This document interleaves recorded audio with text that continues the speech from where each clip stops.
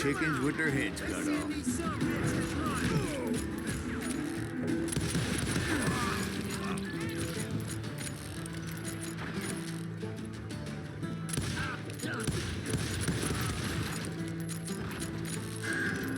Still, one of them reached the water tower. Not a bad idea. It would be a turkey shoot from up there. Luckily, these shooters Garrett hired weren't the sharpest tools in the shed. A lot of them were saddle tramps or sod busters or drunken drifters looking to make a few bucks. God damn you! I heard a friendly voice yelling at me from the window. I cut their numbers in half. But that just made the ones that were left twice as mad. Back door! We'll cover you! Truth be told, things weren't much better behind the house. They made up for their lack of skill with a seemingly endless supply of ammo.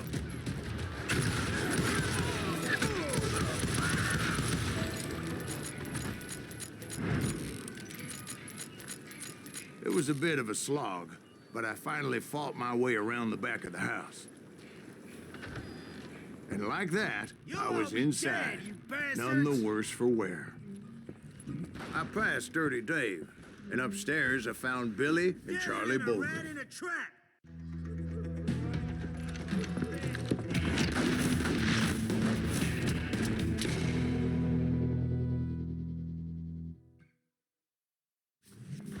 Billy looked at me and said, "About time, amigo. Grab a gun and get to the window." Wait, so you were friends with Billy the Kid? Yeah, sort of. Where'd he come from? Anyway, we were surrounded by dozens of deputized shooters who wanted to do us harm.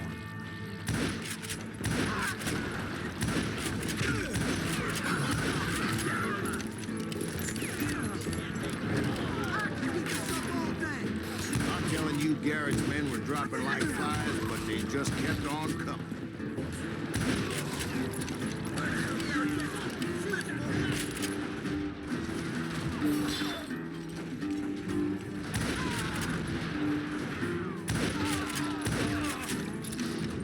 That's when Charlie got hit. "They're catching us in a crossfire," shouted Billy. "Get to the other side."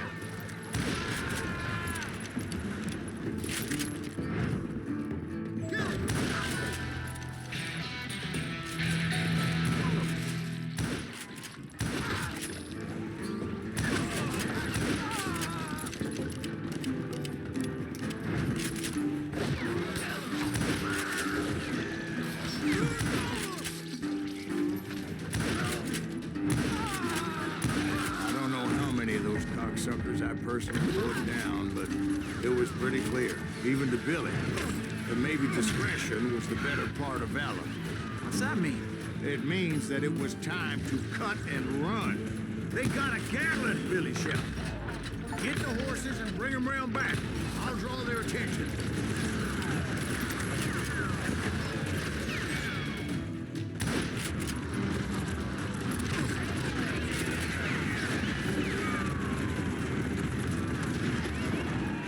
Directed that order at me, and I thought, why the hell do I have to do it?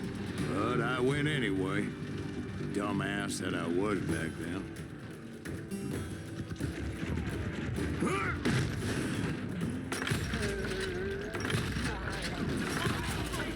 Those poor sons of bitches are Many done would have for. fled. But I had that false sense of invincibility that many young men have. Like Jack here. What are you saying, old man? Jack, he's just joshing with you now. Yeah, he better be. Mr. Graves, please continue. Please, call me Silas, ma'am. Now, where was I? You were heading for the barn.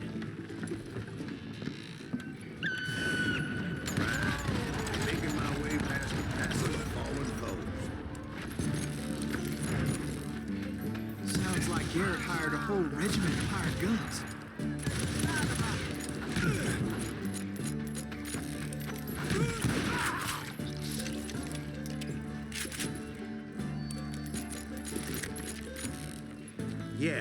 And just when I thought I was done with them, more of these hapless bastards would pop up.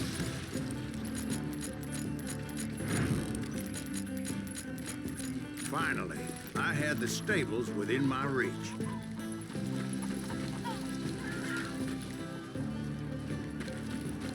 And that's when I met Sheriff Pat Garrett. I read that you went toe-to-toe with him, sir. That backstabbing bastard with that tacked-on tin star.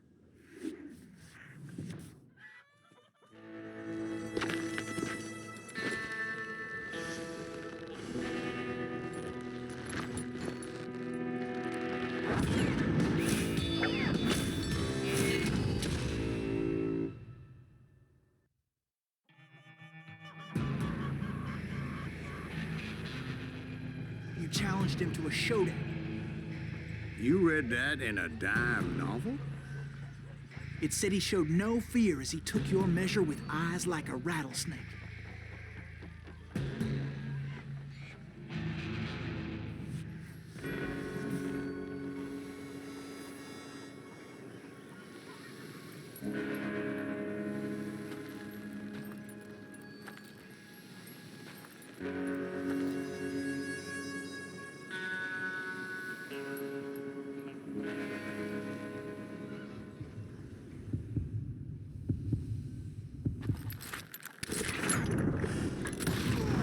And that you killed him in a fair fight. Is that what that Penny Dreadful said?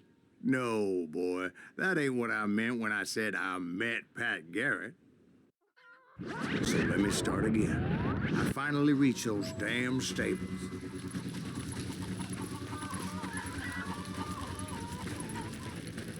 Stepped inside, and last thing I heard was Garrett's voice. That's not Billy.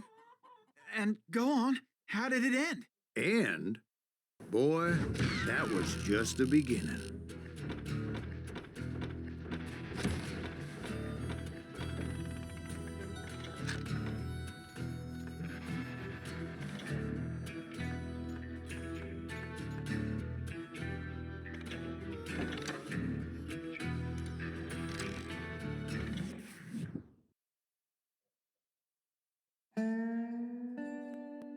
So what happened? Did Garrett arrest you?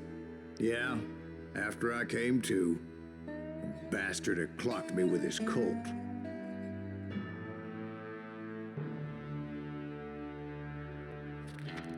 And the kid surrendered? When he realized there was no getting out of there alive. So they locked you up in Lincoln? Indeed they did. Sentenced me to hang right along with the kid.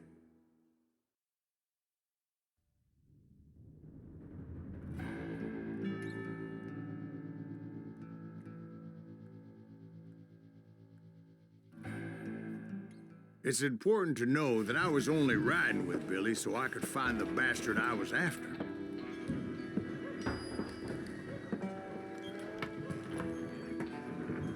He was with John Kinney's gang, and they were sworn enemies of Billy's regulators. Why were you after him? I owed that son of a bitch a bullet for what he had done to me and mine. Instead, all I got for myself was a goddamn death sentence. Luckily, it was right around then that I heard Billy make his move. He shot Jim Bell and a few other guards as he made his getaway. Later, they wrote that some lady friend planted a pistol for him in the privy. What the papers didn't say is that Billy helped me escape, too.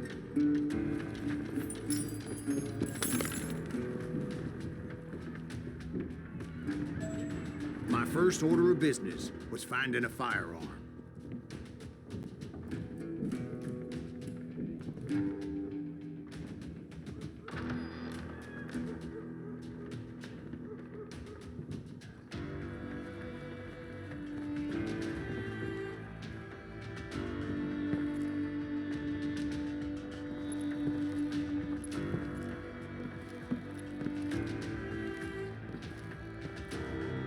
Luckily, I located Deputy Bob Ollinger's mean-ass shotgun.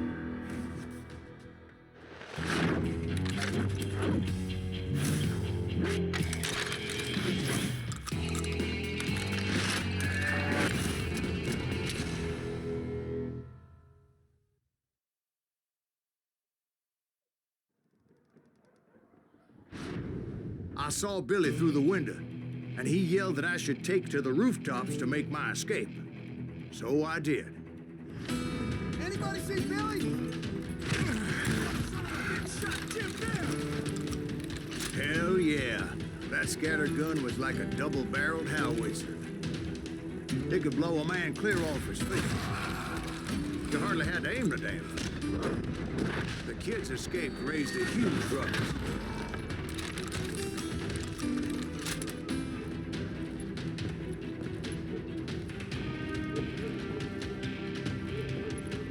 Guards were everywhere looking for him.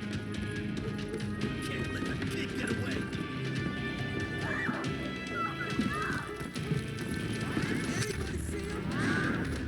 I had to jump from roof to roof like a damn alley cat. I followed the planks where I could, but some of that wood was slippery as hell. The whole town was up in arms. And suddenly, I was a fugitive. So that bastard you were after, what did he do? He did me and my family a grievous harm. But I knew if I was ever going to find him, I would need to get my ever-loving ass out of there. I tried to be stealthy and sneak my way past. But hell, if they weren't all waiting for me. Apparently, some of them thought I was Billy.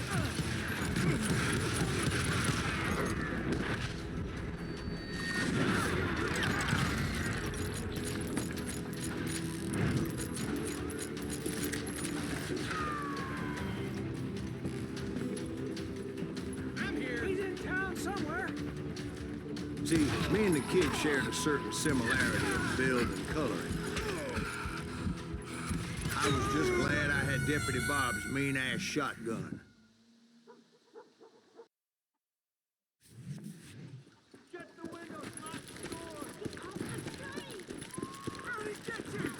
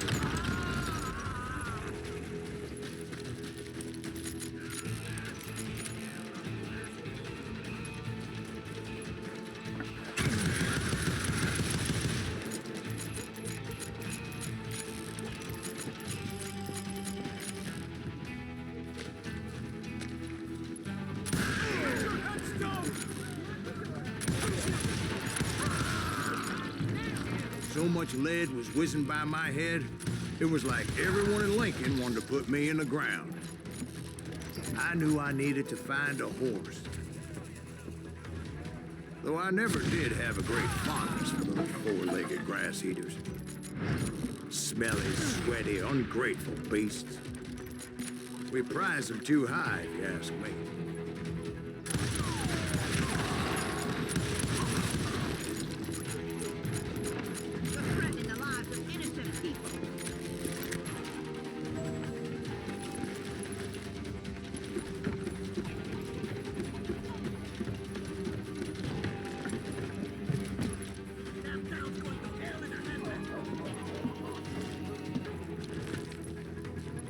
But where was the kid while you were busy getting shot at? Gone. And that's when it occurred to me why Billy set me free.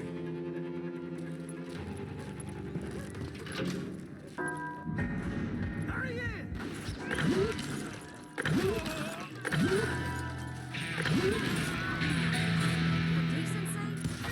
So I could be a hapless decoy and draw attention while he snuck out of town.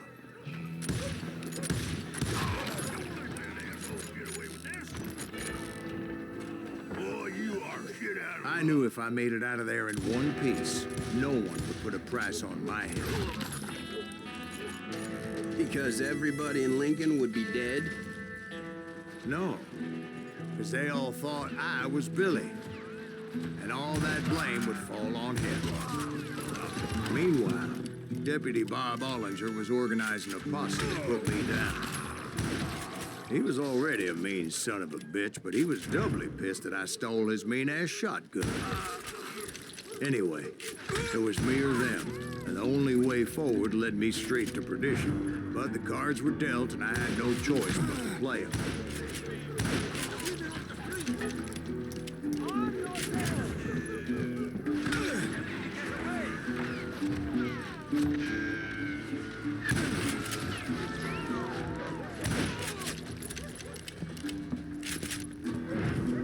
Let's do this.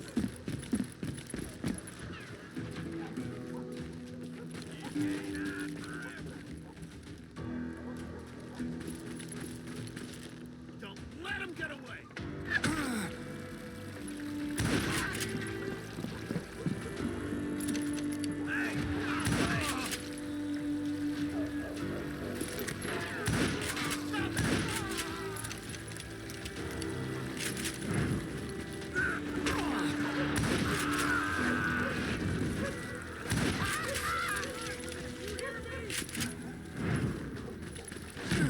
Finally, I found what I was looking for. The stables on the edge of town. I guess Billy saved your ass, taking out Bob Ollinger the way he did. Billy didn't kill Bob. Sure he did. He dispatched him right after he shot Deputy Bell. No, sir. Because Bob came right up behind me, angry as hell that Billy had lit out. "Hello, Bob," I said. "I think you better let me go." And he says, "I don't think so, boy. Not with my shotgun."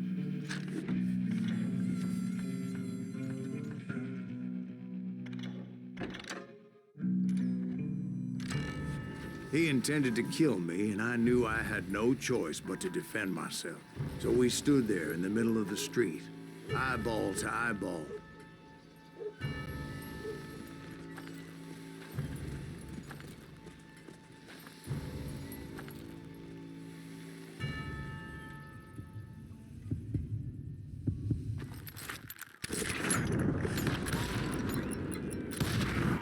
I killed him in a fair fight. Everybody saw I had no damn choice. Well, Lincoln got a mite depopulated that day. Pat Garrett gunned down Billy. So where'd you go after Lincoln? Mexico. Until I realized nobody was looking for me. I ended up taking a job at the Rurales. The Mexican Rurales? I was hired to help them track down the cowboys. The most vicious outlaw gang in Cochise County? Curly Bill Brocious? Johnny Ringo? Led by old man Clanton himself. They must have paid you a pretty penny to take them hombres on. Not really. But truth be told, I had my own reasons for going after those boys.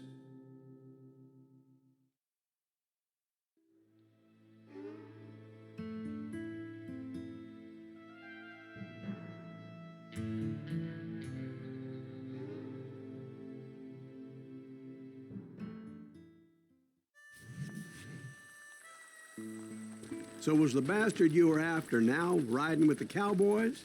Roscoe Bob Bryant was his name. Oh, But no, this time it was a different bastard I was after. The aforementioned Mr. Ringo. I came upon them robbing a stagecoach, which wasn't surprising, being they were such murderous thieves and bastards. The bandits wore red scarves, so I knew they worked for the old man. Over there! There! I did my best to help those poor passengers.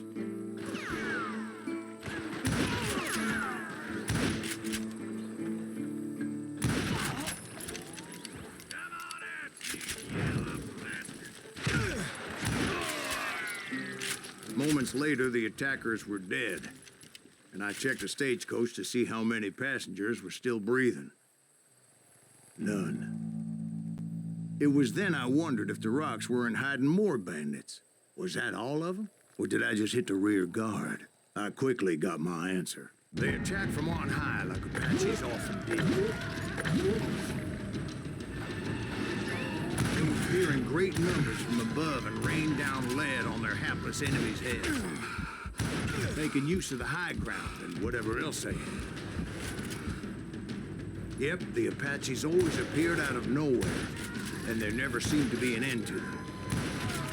Hold on. Were you attacked by Apaches? What happened to the cowboys? Did I say they were Apaches? I said Clanton's cowboys attacked me Apache style. I was in a pitched battle, but I was holding my own against an overwhelming enemy force.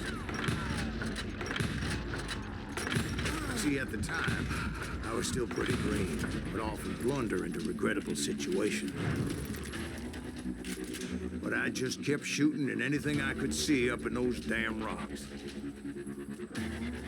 I didn't see Ringo. I knew he was with the cowboys. He and Roscoe Bob had done me a dreadful wrong, and I was determined to have my revenge. To get to Ringo, I knew I'd have to find my way past these other assholes first.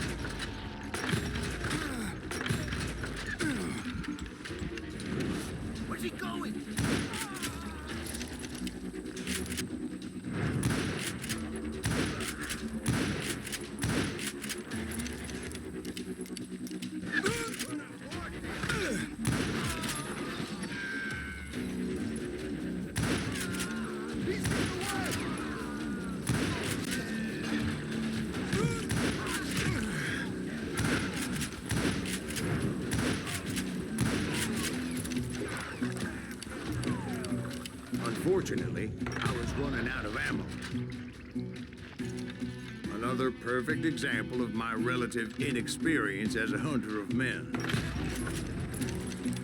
I immediately knew that a tactical retreat was called for, as my vengeful fury was much less impressive without the bullets to back it up.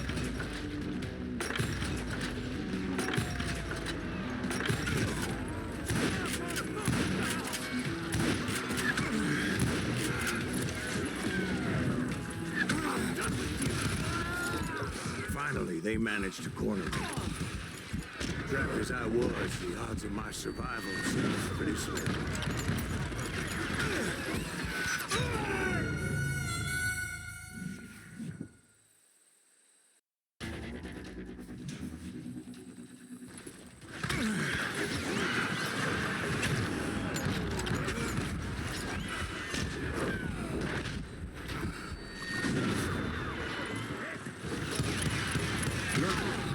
Serendipity was on my side as I suddenly spotted a way out of my predicament.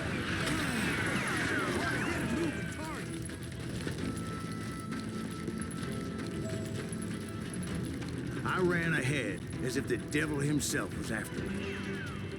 Bullets were whizzing by my ears, but I wasn't about to roll over and die. I just kept running like there was no tomorrow. Because there wouldn't be if Clanton and his men caught up with me. As I was scurrying around those caves, I thought, what was I thinking? Going up against a gang like this?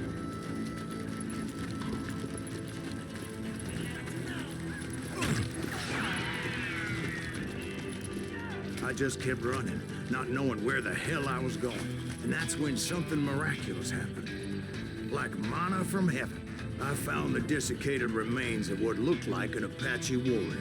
The old weapon next to him supplied me with some much-needed ammunition.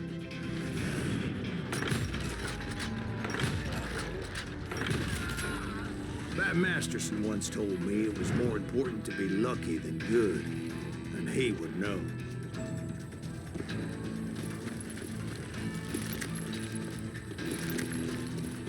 And imagine my surprise when I found a fistful of dynamite to go along with that ammo. That stroke of good fortune evened the odds and bolstered my confidence. It was time to turn the tables. Time for the prey to become the predator. Time for the hunted to become the hunted. Time. All right, Jesus, we get it. They were right where you wanted them. That's right, Jack. I was done running. And the old man's boys were not expecting that. No, sir. I came at them like a wildcat. My fury knew no bounds. It was finally time for that old man to pay for his sins.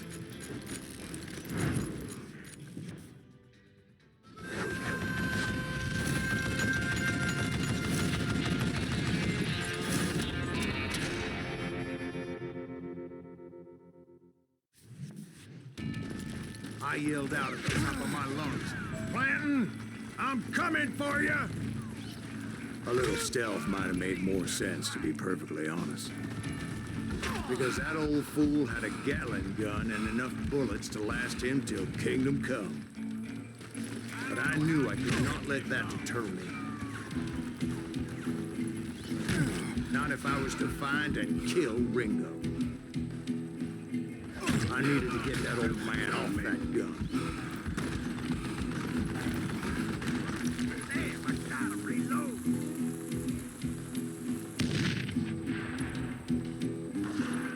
Shoot him in the head.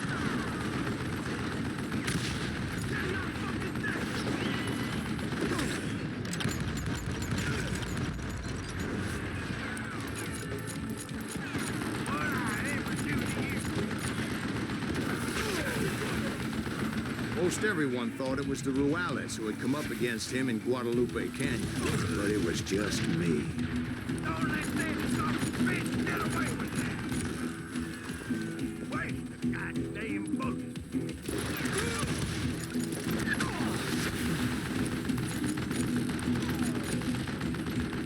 Why you so crazy, huh? Oh, would you just die?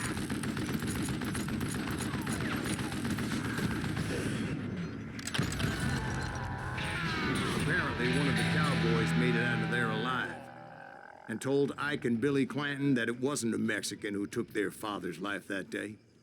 They just assumed it was one of the Earps, and that little misunderstanding eventually led to that legendary gunfight at the OK Corral.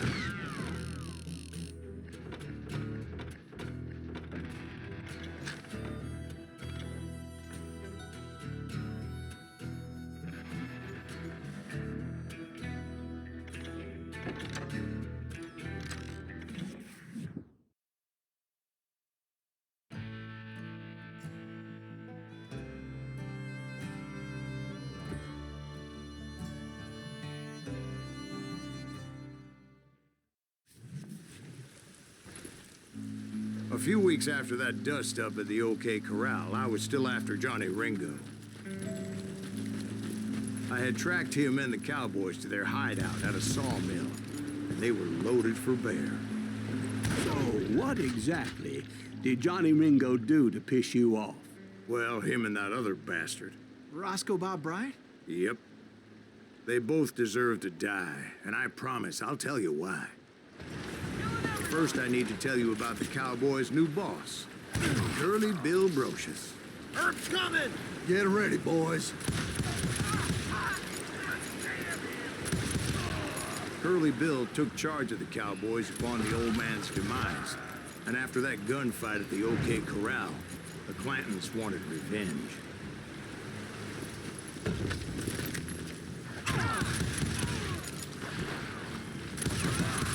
So they murdered Morgan Earp and grievously wounded his older brother, Virgil.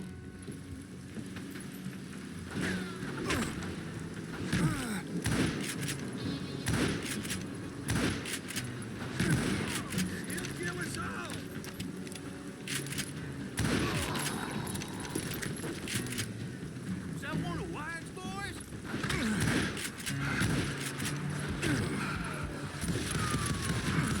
Wyatt and Doc went on what became known as the Vendetta Ride, hunting those outlaws down.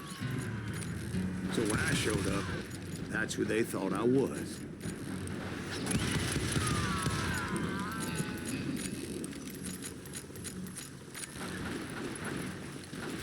It's you or me?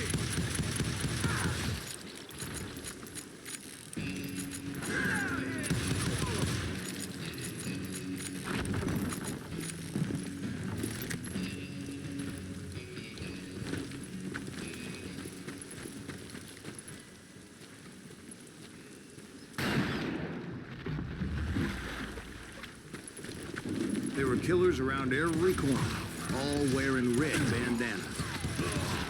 But I wasn't about to let Ringo walk away unscathed. And that's what drove me forward. They say that Ringo was infernally fast. I hardly saw anyone faster, boy. Certainly not Wyatt Earp. That man was all hat and no cap.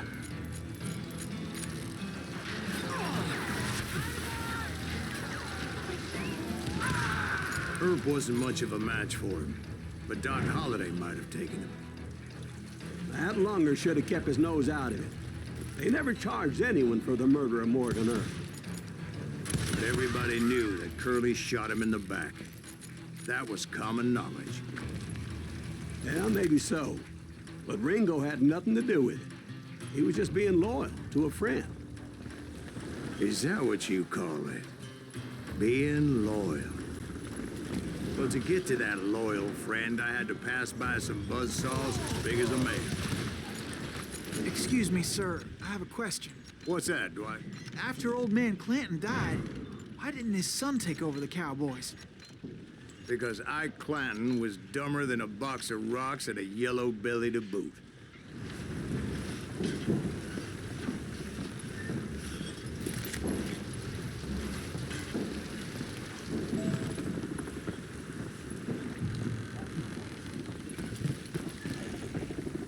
Now, where was I?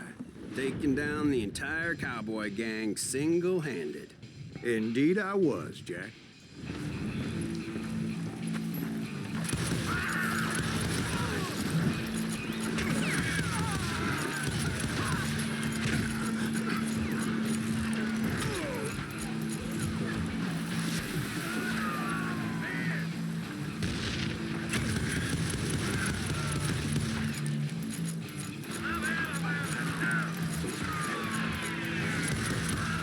Though it wasn't easy, as those boys had good cover.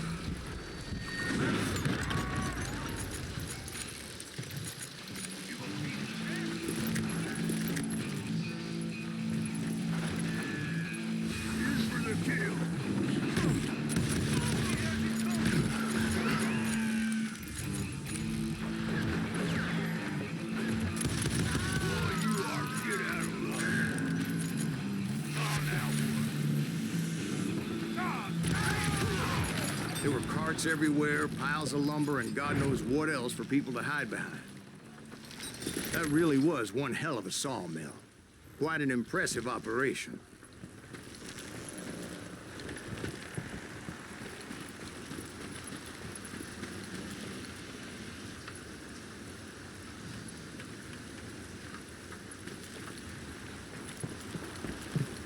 And where was Curly Bill? Did you see him? I'm about to get to that, Ben. Patience. I'm painting a picture here. There was this beautiful waterfall and a crystal clear stream that led to a verdant valley that was truly... Consider your picture painted. What happened next? Well, finally the bastards that were still alive made a last stand.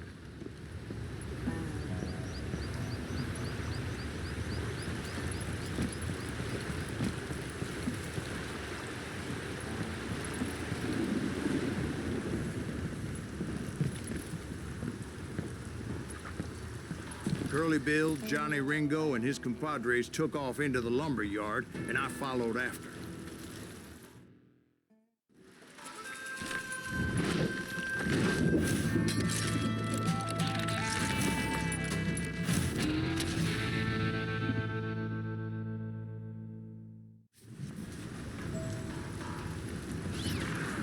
Are you saying they ran? Cowardice was not in Ringo nor Curly Bill's nature. Gave me no choice but to take his life. But Ringo was nowhere to be found. You're really pissing me off. I knew you didn't kill Ringo, because he was found dead in a different location altogether. To this day, his killer is still unknown. Indeed. Took me a few months before I finally tracked his ass to West Turkey Creek Canyon.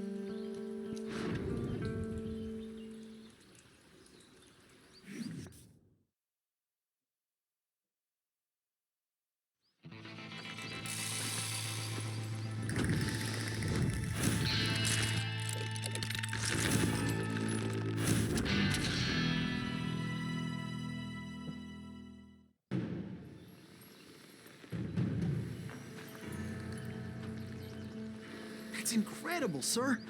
I always thought that Doc Holliday was the one that killed him.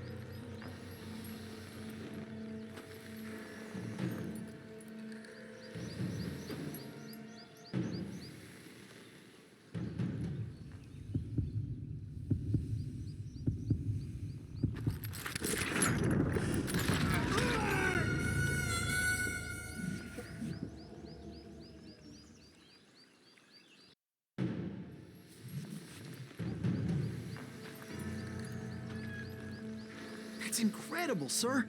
I always thought that Doc Holliday was the one that killed him.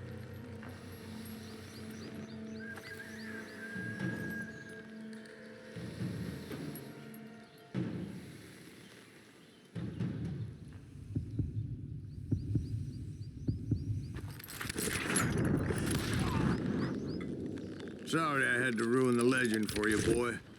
But the legend ain't always true. Doc Holliday had nothing to do with the death of Johnny Ringo.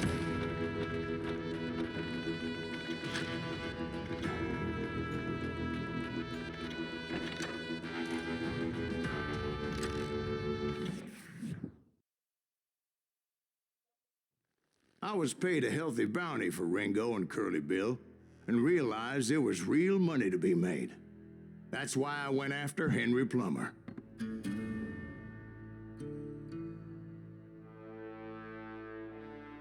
Now, wasn't he the sheriff who augmented his income by shaking down miners and robbing gold shipments? That's the one.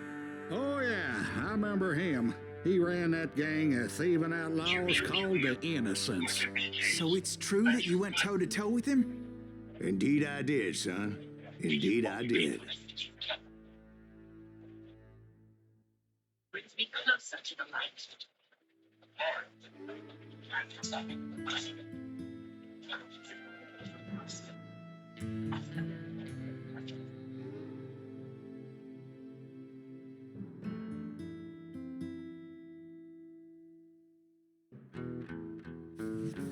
I knew I needed resources if I was going to track down Roscoe Bob Bryant. and hunting Plummer looked like a good way to get rich quick. As the local vigilantes exposed him as the leader of the bandits and put a generous price on his head. Plummer rallied his gang to plunder one last gold mine before making their escape, and that's where I thought I'd find him. Nervous standing so close to all these goddamn barrels of gunpowder. As my late father pointed out to me more than once, God made men. Samuel Colt made them equal.